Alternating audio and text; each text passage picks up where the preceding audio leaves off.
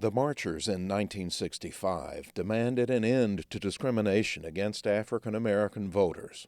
Scenes of police violence shocked Americans and built support for laws forbidding voter discrimination. They proved that nonviolent change is possible. Mr. Obama paid tribute to the activists who helped clear the path he followed to the White House, and he acknowledged the continued existence of discrimination in the United States. We know the march is not yet over. We know the race is not yet won. We know that reaching that blessed destination where we are judged, all of us, by the content of our character, requires admitting as much. Mr. Obama pointed to a recent Justice Department report on police practices in Ferguson, Missouri, where weeks of protests followed the killing of an unarmed black teenager by a white policeman during a confrontation.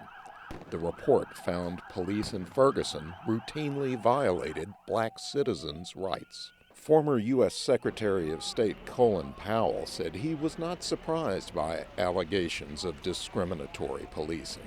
I know these things have existed in other parts of our country.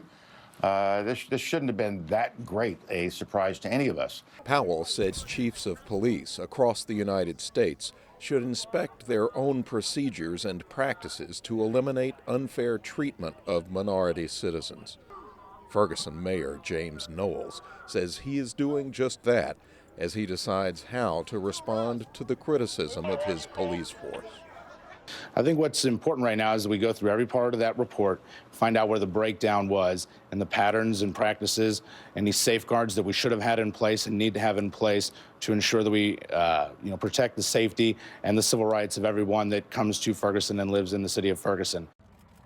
In Selma, President Obama said it is a sign of progress. The police discrimination in Ferguson is no longer sanctioned by law or custom, as it would have been 50 years ago.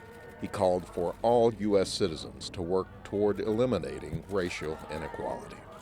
Marcus Harton, VOA News, Washington.